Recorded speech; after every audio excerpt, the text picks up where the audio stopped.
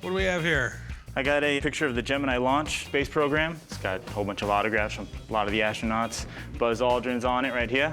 You got Buzz Lightyear on there? Coming to the pawn shop today to try and sell my autographed picture of the Gemini launch. I want to sell it today because I feel like it could be on display someplace where somebody might enjoy it. I'm looking to get more than $1,000, maybe $2, I don't know. Where'd you get that? I was going through my grandfather's stuff. He was a fighter pilot for the United States Air Force. I fly for the Air Force now. Figured might bring it down here, see what you guys think. Flying this kind of stuff is like the holy grail for you guys, right? Holy grail. Yeah, so, I mean, this is like the peak of the peak, you know, the mountaintop. Back in the 60s, NASA was all about trying to get to the moon, and the Gemini program really helped them pave the way. It was basically a bunch of space and test flights designed to help develop equipment for the Apollo missions, which got us to the moon. I mean, man, you got a lot of signatures on here. I mean, you got Buzz Aldrin, I know who he is, Grissom. A lot of these guys were very prominent in taking part in the actual launch of the Gemini itself. And you got any paperwork verifying any of these signatures? I don't, but I have no reason to believe that they're fakes. I mean, my grandpa wouldn't have anything in his basement that he made up, you know? And I mean, you can tell how each signature is individualized. They're authentic. NASA's known for having astronauts sign stuff for senators and other big shots around the country. But everything I've seen before hasn't had nearly this much signatures on it. We've had a lot of success with NASA stuff in the past, but my only concern is a lot of these guys I've never heard of. Well, what'd you want to do with it? It's been sitting in the basement collecting dust. I wouldn't mind selling it. You got a lot there. Right. I know Buzz Aldrin. I have no idea who Wally Schema is. Mm-hmm. I'll tell you what, let me call a buddy of mine down. He's with Authentic Autographs Unlimited, and he'll be able to tell us about all these guys. Absolutely. All right, man, let me give him a call. Okay. Feel great about an expert coming in to check out the picture, find out exactly the history, and find out the worth of the item. Hey, how are you guys doing? I'm Drew with Authentic Autographs Unlimited. I'm a forensic document examiner. Is this that Gemini piece you were talking about? Yes, it is. I know Buzz Aldrin, Grissom, but that's all I see on there that I know. Right. You failed to notice probably the most important signature, if it's authentic.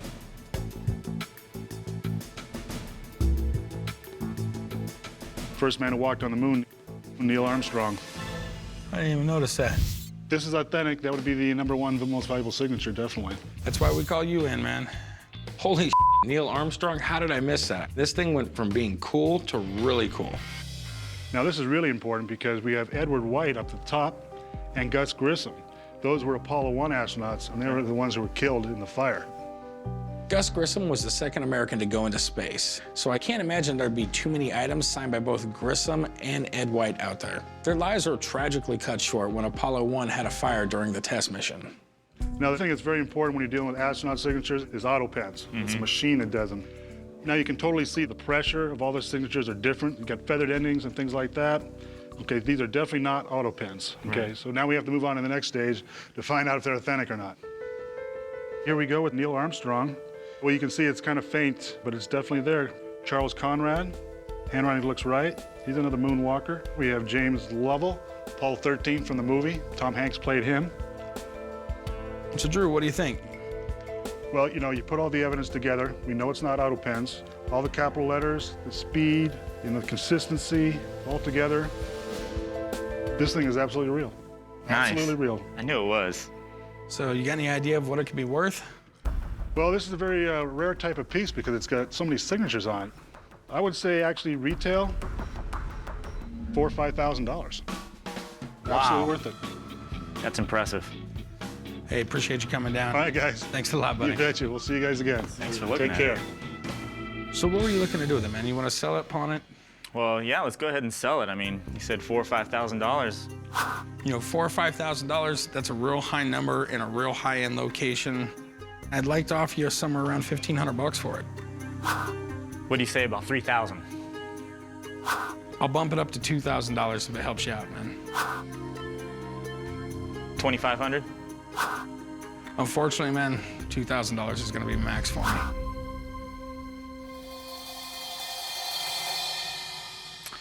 I guess I'll go ahead and take $2,000. All right, my man, chum here, we'll write you up. Thanks. I'm happy with $2,000, but at the same time, after hearing the value of it, I wish I could have gotten more, but I'm fairly happy with $2,000. Thank you. Hey, how's it going? Good. Have a few packs of seeds here that were flown on the LDEF satellite. Okay. They're space seeds. Sweet. LDEF. Do you know what that stood for? Long Duration Exposure Facility. Oh, okay. All right, so... You know that? No, I didn't know that. I came to the pawn shop in order to try to sell my space seeds. The space seeds were flown on the LDEF satellite, and they distribute them to high schools across the country. I'd like to get about $120 for the whole lot. It was put up in 1984 on the Challenger and was supposed to stay up for 6 months. Return to Earth, January 20th, 1990, on Space Shuttle Columbia. Because of the Challenger mishap, it stayed in space for 6 years. NASA has been sending stuff into space for decades. They've tested the effects of weightlessness, extreme cold, radiation, and 1,000 other things. These seeds were sent to schools to basically get kids interested in science. Were they trying to make a garden in outer space? Yeah, they wanted to see what the effect of radiation was on the germination of the seeds. I had a bunch of students in an astronomy club, so we grew the seeds, we measured them, reported that back to NASA. They collected all that data and compiled the results for the tomato seeds. Was there any way to measure how much radiation they got? NASA did measure it. They said because it was up so long, it was much more than they ever expected, but there was no danger once they were grown. So they weren't like giant tomatoes or something like that? No, but they... NASA did a lot of things that people thought were impossible. They put a man on the moon. It's part of the American dream, and collectors will shell out good money for anything connected to it. What do you want to do with these? I'd like to sell them. What were you looking to get out of them? I was hoping to get about $20 a pack. That's around what I can sell them for. I'll tell you what, I'll give you 60 bucks for them. These are actually from outer space, so I was sort of hoping for 120. Believe it or not, I've actually seen these before. There was a lot of seeds in space. Yes, yes. I'll give you 80 bucks. Give me $100 and that'll be it.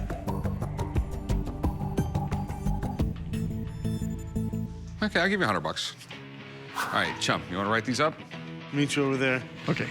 I was hoping for 120, but I got 100 for them, and I'm really happy with that. What do we got here? I'm bringing the Word of God to Sin City in the form of a lunar Bible. So you're saying you have one of the microfiche Bibles that went to the moon? I do. It's something I think you'll find was out of this world, but now it's back in this world. It's a Bible, which is a book, but it's microfiche. It's sort of weird. I'm coming to the shop today to sell a lunar Bible. It's 1,245 pages on a single piece of celluloid. I'd like to sell the Bible because it really should be on public display so that the public can see what a lunar Bible actually looks like. Really interesting. Where did you get it? It's given to me approximately 44 and a half years ago by Reverend John Maxwell Stout, who was the founder of the Apollo Prayer League. I had written about the Apollo Prayer League in 1969, and as a reporter, it was given to me. Some of them actually went and landed on the moon, and the other ones were in the Kitty Hawk, right? Kitty Hawk was the command module, and Antares was the lunar module. Okay. And astronaut Ed Mitchell had 100 in his personal preference kit, but there were a total of 512. This one did not go to the surface of the moon, but did go into space. A lunar Bible is really cool, but the problem is no one really knows how many there were up there. If this thing is legitimate, I am definitely interested. I always love to make money, but you're gonna have to do a lot of proving and show me a lot of facts. So how much do you want for this? Well, noting what they've been selling for in the last 3 or 4 years, I'm asking $70,000. Whoa. One sold in May of 2014 for $75,000. I mean, do you have any, like, paperwork or? I have an Apollo Prayer League newsletter, and inside you will find photos of Mitchell returning it to John Stout, but you'll also find my story. But you don't have any paperwork or a letter from him saying he gave it to you? I only have personal letters. If you don't mind, I'd like to call up a friend of mine and get her down here. She's an expert on very expensive books, and I'm sure she would know about this, and she'd give some info on it, and we'll go from there, because that's a lot of money, and it's a little odd. So give me a few minutes, okay? You're welcome, Matt. Thank you. If I get the $70,000 for this lunar Bible, my wife and I are going to go to Europe, and we're going to spend a lot more than a week. Well, there it is, the tiny, tiny, tiny book. This is the book you brought me, huh? I have no clue. It's pretty complicated. Could I take a look at it? Yes. When the Apollo missions were started in order to put a man on the moon, there was a league put together. It was the Apollo Prayer League that actually created little microfiche that they could send with an astronaut to the moon. There it is. All right, so you've got all 1,245 pages here. Correct. It's the NCR, that's the National Cash Register Company. They're the ones who created this particular type of microform, Bible number 715, which is the edition that these were purchased from. They actually tried to get it to the moon 3 different times before they succeeded in getting a certain amount. It was Apollo 12, 13, and then finally successfully in 14. But normally, it's trimmed very, very close to the edges here. If you're talking about taking something to the moon and every single 1/10 of an ounce counts, you can see why they would trim that. Okay. That doesn't mean that some don't exist that were untrimmed, but logically, it makes sense that they would only be trimmed. And previous copies that have sold in the past have had serial numbers. This one does not have a serial number. And in some ways, that's too bad, because if it did, that would help a lot. Is there even enough there for you even to morally sell it as such? Right. I find the idea of this really amazing. But if I don't have something definitive that I can latch onto. I can only tell you thousands of newspapers carried my byline, and I wouldn't have written a story about something that I could not physically see. Unfortunately, I'm in a business where I can't just trust someone's word. There's a lot of ambiguity here that makes this much more of a risk than your average item. More risk for you as the dealer. You can expect some liability if you sell this as a real thing. Right. So do with that what you will. I've given you the opinion from a rare book dealer. You are the best. Yep, thanks. Thank you. Thanks, take care. There's a lack of comps issue, plus there's an issue of exactly what is going on here. Until I feel completely sure, I don't feel comfortable stating what kind of value it would have. Okay, 70,000. Your story is great, and it's probably true. I don't doubt that. Thank you. But I can't sell it to somebody and say, I'm pretty sure it's real.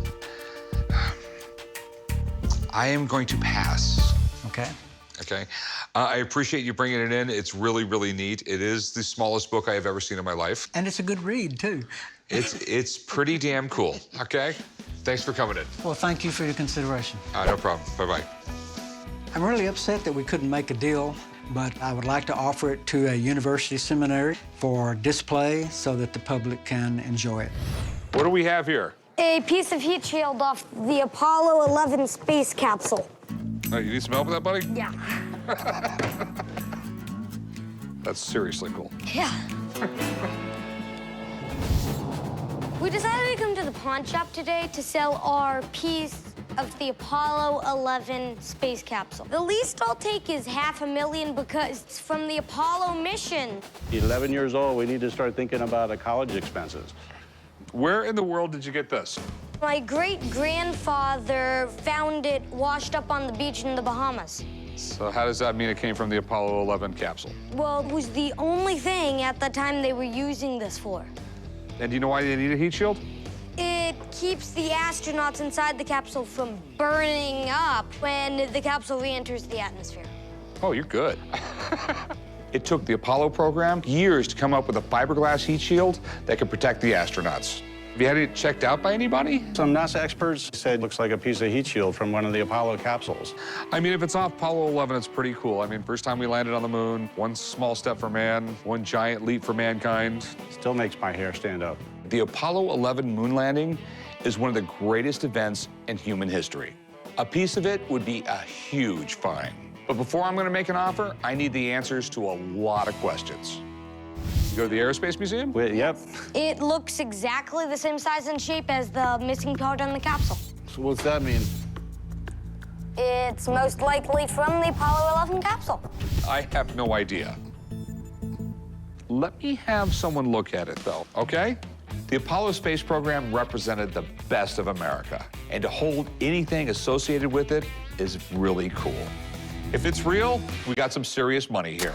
Hey, Rick. The guys usually call me down here when they've got an interesting piece, they need a little bit more history on it, and I try to help them out. So what have we got today? A piece of heat shield they claim is off the Apollo 11 capsule. That's cool. I can remember when we stepped onto the moon. It was a hugely important thing, and it was the culmination of that space race that John F. Kennedy set us on when he said, we will go to the moon within the decade. And we made it. Now, the heat shield part of the space program was one of the most important parts.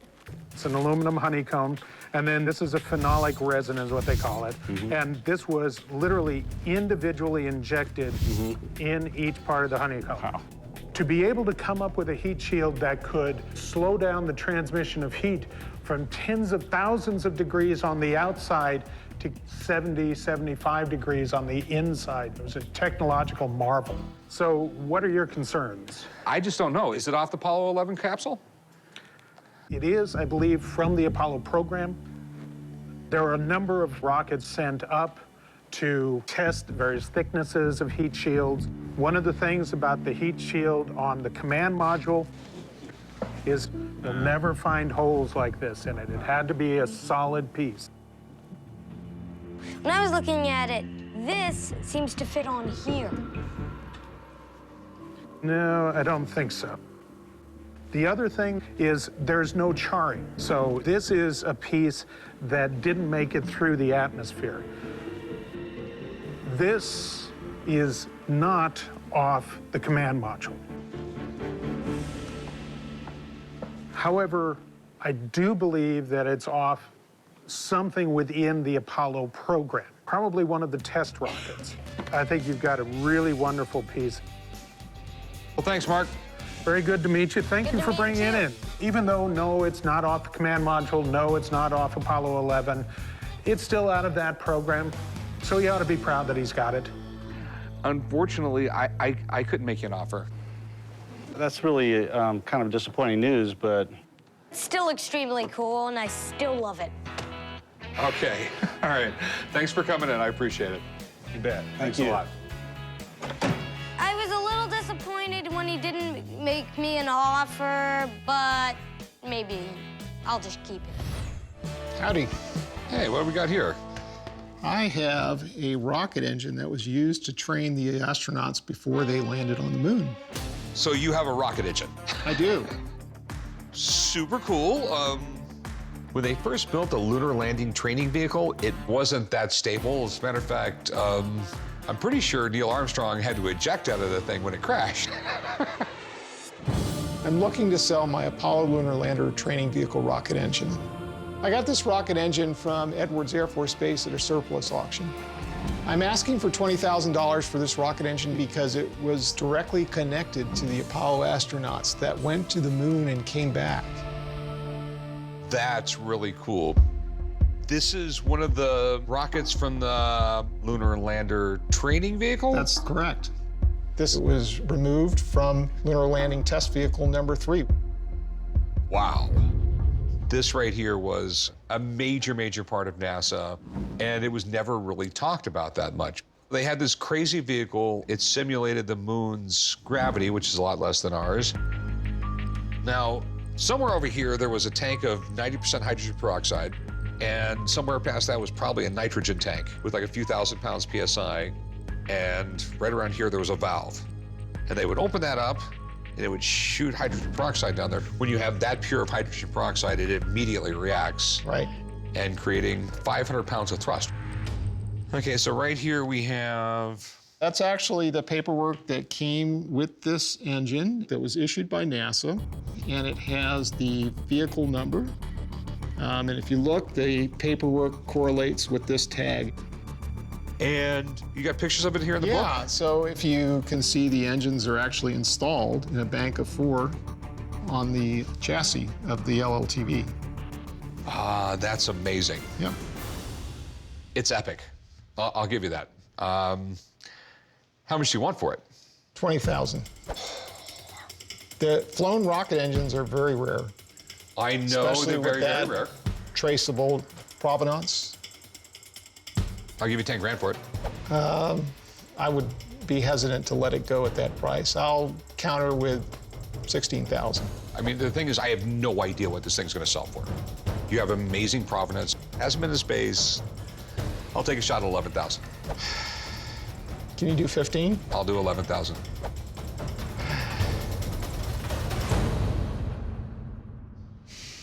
Congratulations, you've got yourself an artifact. So we got a deal. Yeah? All right, I'll meet you right over there. We'll do some paperwork and I'll get you paid. Okay, thank you. All right, no problem. I didn't get my asking price today, but now that it's gone, it's one less thing taking up space. Hey, how's it going? Good day, sir. How are you today? I'm doing great. What do we got here? What we have here is the schematic diagrams of the lunar landing module, Apollo 11. Okay, this is pretty amazing.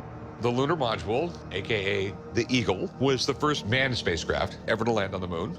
And we poured tons of money into it. We spent $50,000, I think it was, designing a space pen, a pen that would write in space. You know what the Russians used? A pencil.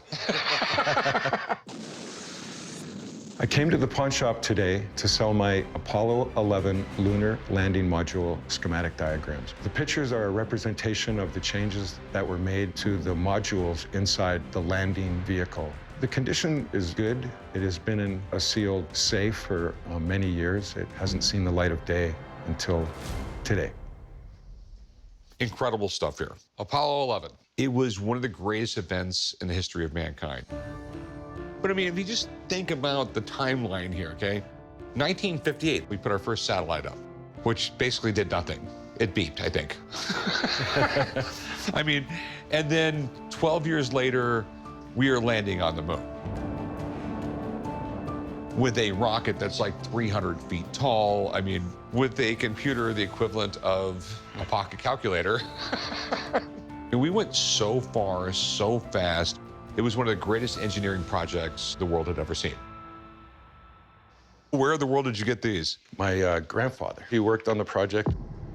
He worked for Corning with the tiles and the heat shields for the modules. So your grandfather actually worked on the space program? Yes, sir. That is neat. And do you know why he had these, or? I think he was given this file as a gift when he retired. Okay, I'm assuming this is like a design layout.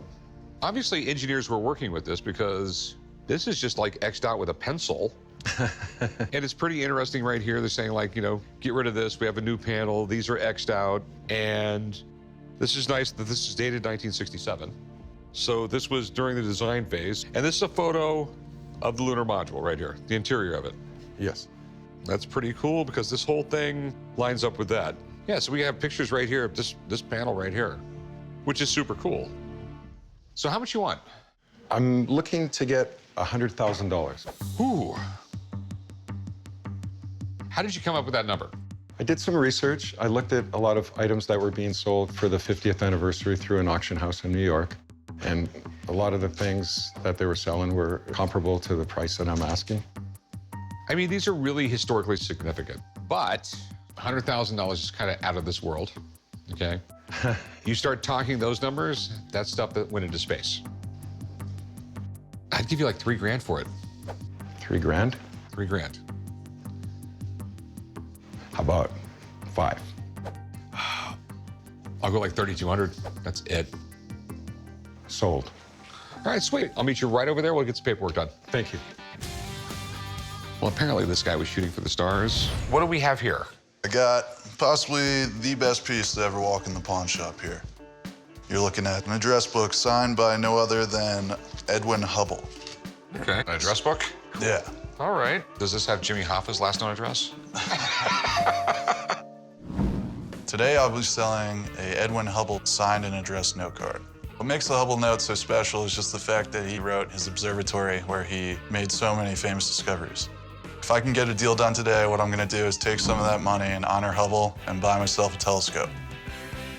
This is really, really super nerd cool, I'll tell you that. Edwin Hubble, I mean, really, really amazing guy. No one knew about him until we put up the telescope in space and named it after him. Yeah. They just believed all the stars and all the planets and all the mass was in our galaxy, and basically there was nothing beyond that. Hubble came along and later discovered, hey, this is the only galaxy. There's like a gazillion of them out there. You know, the universe is expanding. Yeah.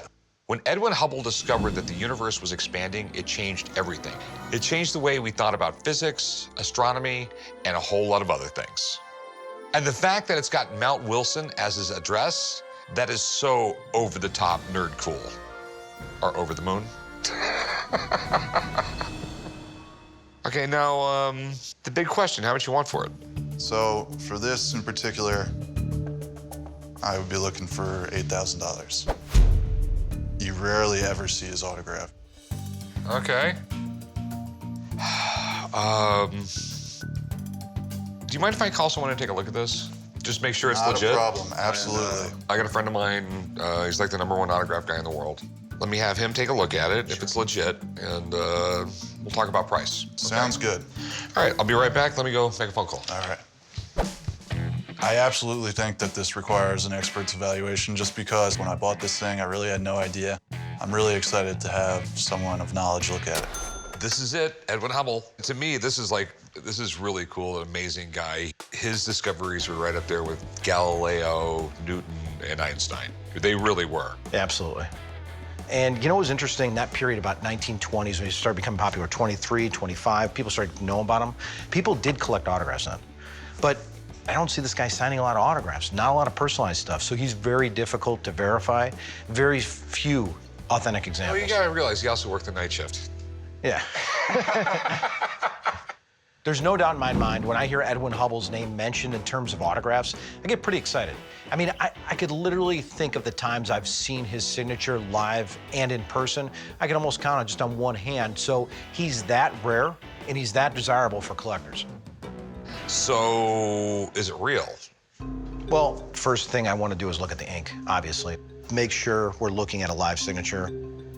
And if you take a look here, you kind of see the cut right through. You see the nib of the fountain pen. No doubt from what I see here, ink's live. Next thing I want to do is look at known examples of his signature. We go into the last name here, Hubble. He takes these B's, he comes over to the right here, into the L and E, and he angles slightly off with the E. And he's doing that here in this example. Okay. So you're saying it's good? Well, based on ink analysis, based on comparison signature, no doubt that's 100% authentic. Okay, cool. So what's it worth? Well, something like this, it's so ultra rare. You just don't see these every day. But it's something, obviously, you have to find a specific person for. And I could see this, you know, selling for easily $4,000 to $5,000 range. Okay. Thanks, man. Yeah, good to see you. Yep. Good luck, man. Thank you. Yep.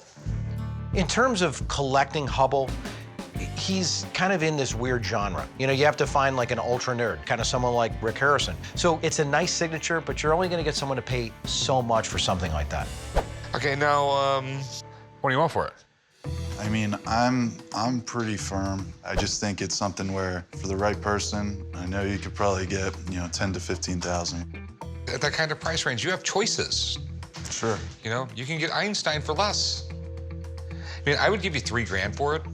Yeah, I mean, $3,000. I think it's a fair price. the best I would do is probably 6,500. Yeah, I can't go 65. I mean, I'll go 3,200 bucks. I mean, that is my best offer, really. You know, yeah, which is crazy for me even to go that high, but I think it's really cool. So, I'm sorry, I just can't do it. I appreciate the offer, though. All right, have a good one, man. Thank you. I'm passing on 3,200 just because I think there's somebody out there that's going to pay real good money for this thing, and it's going to take some time to find the right person, but I'm willing to wait. Hi, good morning. What is this? Well, that is a watch I found in a steamer trunk. My dad was a watch collector, and this was one of the watches I remember that we couldn't play with. The world's smallest private mini radio. This is cool. Space 2005. I love all this stuff. All the old toys would be like 1999 in the year 2000 and everything like that. And everyone would be wearing those silver suits with a Nehru collar. Yeah. They'd all look like Dr. Evil. my father. He used to bring home a lot of space toys simply because my birthday was the day that they took off for the moon. Well, I'm going to ask for $200, and I know people get nostalgic for things of that nature, so I figured somebody might want this thing. Does it have like a patent date on it or anything? I know it was from sometime in the 60s. Okay. The 60s and the space race, it was a neat time in American history. Every kid in the world loved space. We have a little picture of Sputnik right there, and that's what started it all, 1957. The Russians put a satellite in space, and everyone was like, you know what I mean? It was like the most scariest thing in the world. The Russians are in space. They're going to nuke us tomorrow then. Right. We figured by 2005, we would be having, like, colonies on the moon. The space race captured everyone's imagination and led to all sorts of toys, TV shows, movies, you name it. And if you had this wrist radio, you would be the coolest kid on the block. And today, adults that were children in the 60s absolutely love these things and pay a fortune for them. This is really, really cool.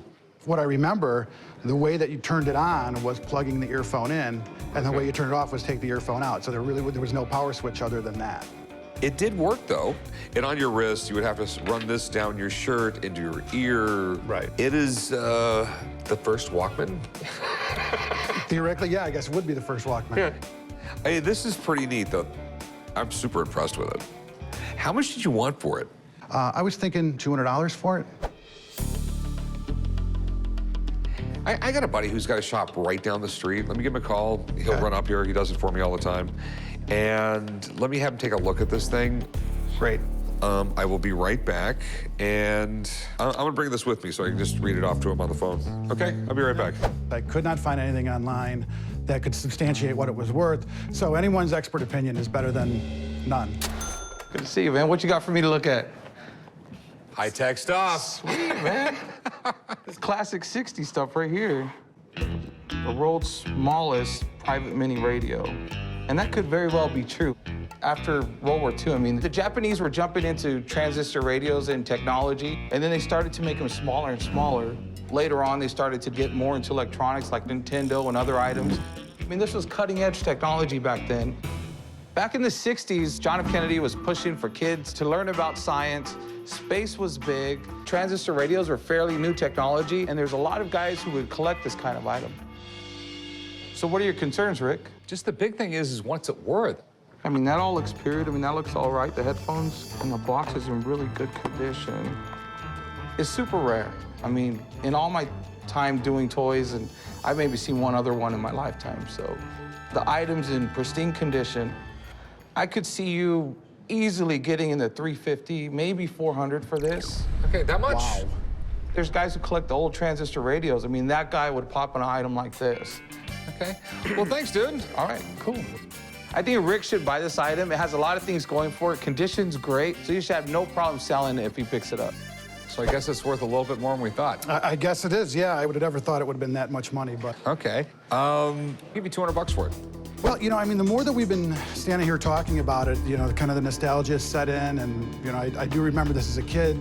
He said $300 to $400. An hour ago, when you wanted $100, it didn't have all that sentimental value. I think 200 is more than a fair price. Well, I'll tell you what. I think 250 is going to be, it's going to be my lowest number that I'll go on this. It's a cool piece. I really dig it. It's neat.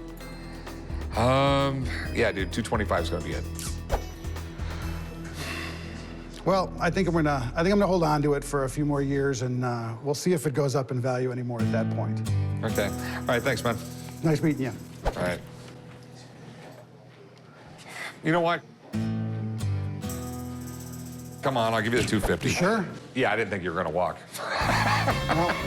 Okay, all right, I'll meet you right up front. Great, thanks. Cool.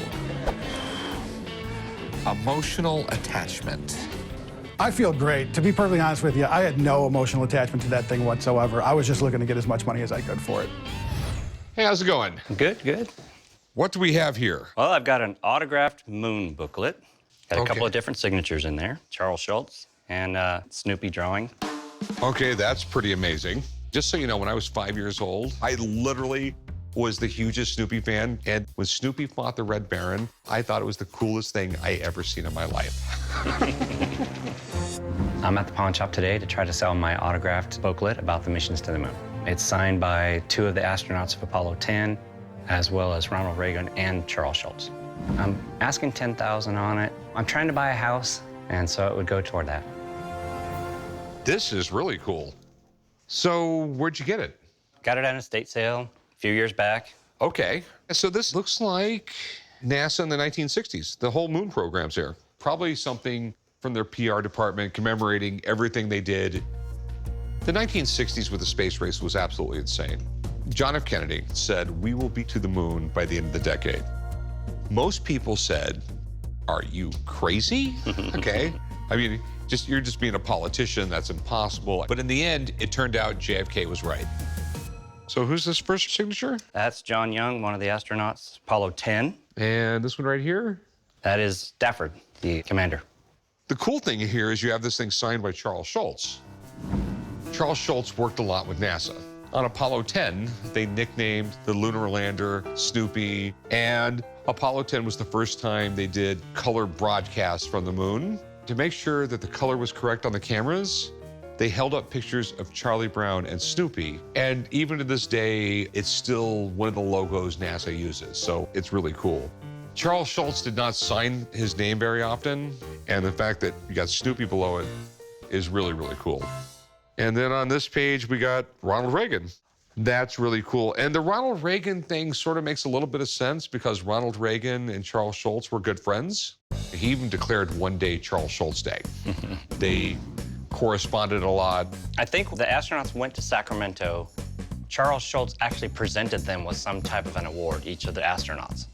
It was some kind of a Snoopy-related award. That was the opportunity for them to get together. And some very wise person got one of these books and went there hoping to get autographs, and he did. Now, how much you want for this?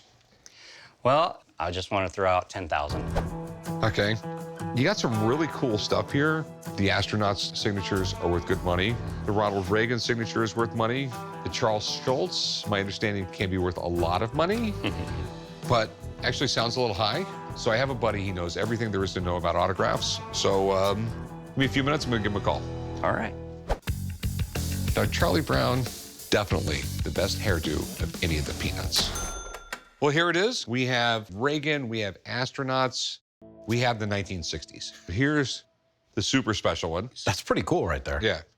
So Charles Schultz was part of the space program at its inception in the 60s. So that's kind of a big deal to have him associated with space stuff. I don't see much stuff like that. The history of the book, I mean, I'm guessing just based on the astronauts in there, is that post-1969 to 1972 range? Yeah, Reagan was governor, and Schultz presented a little Snoopy memento to the astronauts at that particular time. Oh, nice. So they were all together at the same event. Okay. Okay, so what do you think? Well, let's take a look and kind of see what we have here, first of all. You know, John Young had a pretty basic signature. You know, his J's were very distinct here. And again, I kind of see the same thing here. So let's go over here to Reagan. The thing I look for in Reagan is the volume of the R's. Typically with Ronald Reagan, his R's were different heights. And that's a great indicator when you first start looking at them for the real ones. And it's the same thing on my exemplars, the same thing here. But this is the big one, Rick. The thing I like to look for is he had this fantastic autograph that usually was connected. So Charles M. Schultz, and he'd always bring these two together. And we're seeing kind of a similar pattern here. He had just a free-flowing signature, went to the right, but take a look at that, and it's almost perfect here. Now, the dog is a little different, obviously, because let's just say he's drawn with a marker. It's gonna be a little different than a pen, and that's pretty neat in itself right there. To be quite honest with you, it's a great-looking piece. Signatures match up perfect. No question about this, Rick. It is fantastic. All right, so the big question is, what's it worth? So based on everything I see here, signatures are all real. I think the book is worth about $3,000. Okay, well, thanks, man. Good I to see you. appreciate it. Absolutely. Okay, so you still want $10,000 for it? Well, of course. I mean, what would you be willing to take? I have to frame this stuff up. I have to resell it. It takes time. Quite a bit different from what I was thinking, what I had in mind, so. It's because you were shooting for the moon. I mean, could you do 2,500? No, I'd give you $1,500, not a penny more. I might have to hang on to it. Won't take 1,600? Nah. Okay, well, have a good one. All right, thank you. I'm a little disappointed in the value. I'm not interested in selling it for peanuts, so I guess I'll just take it home with me. Hey, I have this newsletter from the 60s that my dad got working for the space program. It's signed by several astronauts and test pilots. Whoa. These guys were pretty badass. Imagine going home and telling your wife that I'm gonna go be the first person on the moon.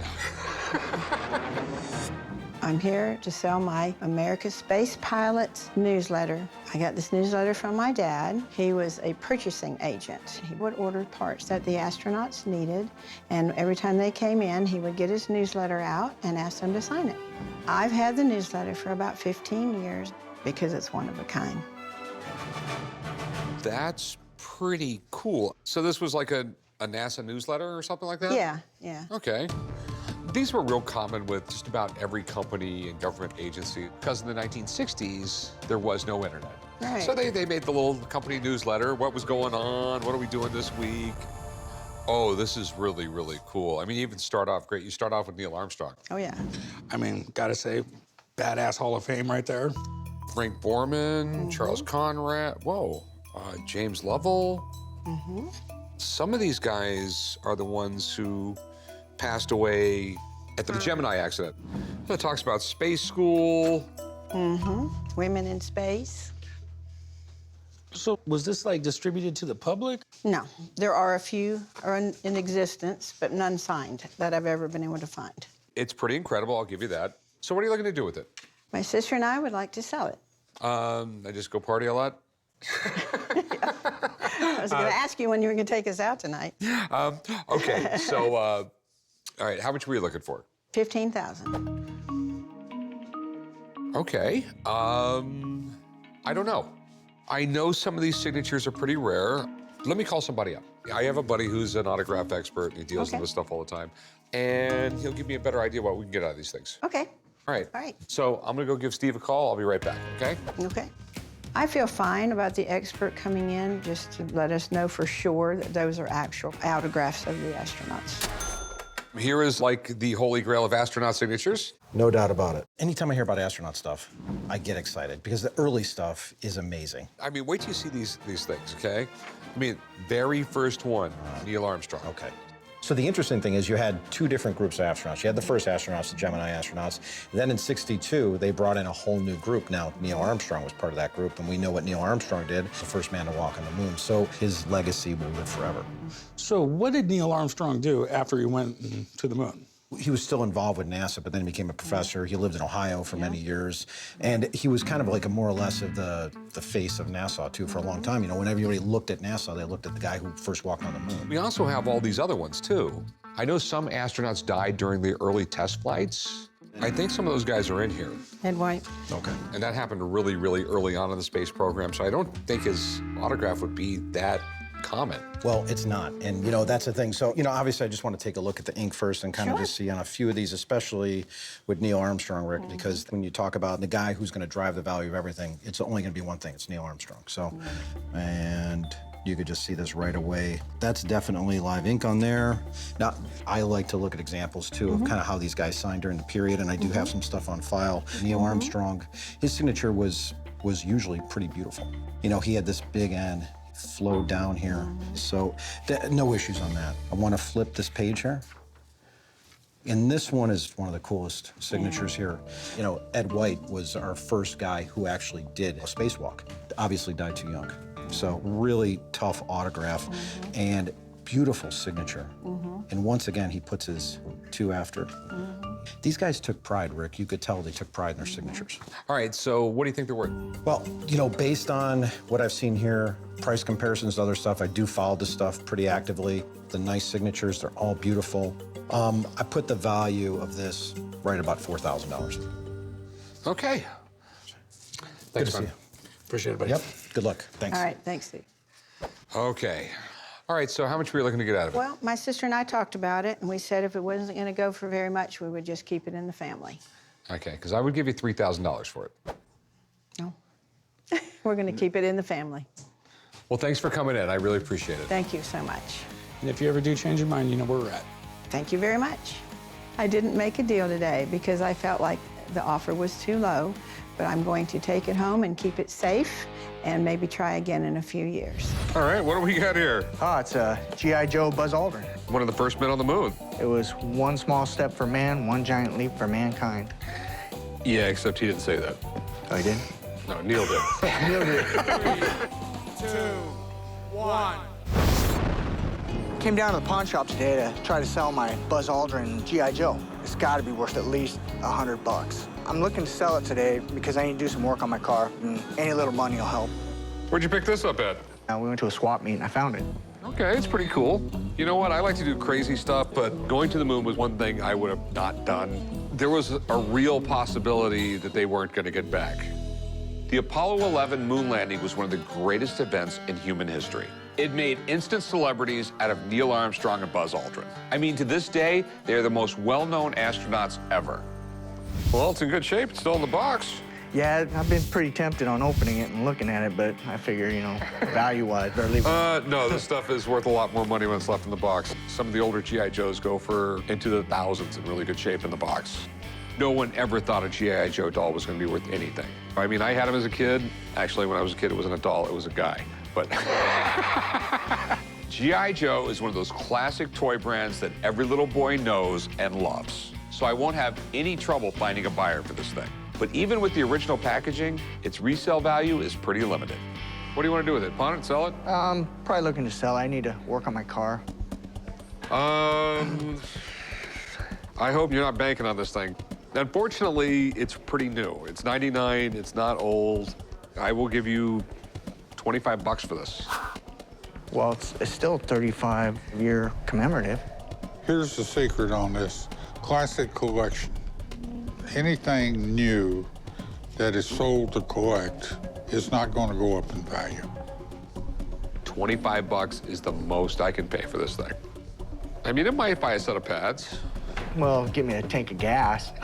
Okay, that's what I can do, 25 bucks. That's what it's worth. Okay, you got it, Joe. All right, I'll meet you up front. Let's go write this up. Cool. I thought that I'd make at least $7,500 bucks. It's only worth $25 today, but I'll take what I can get.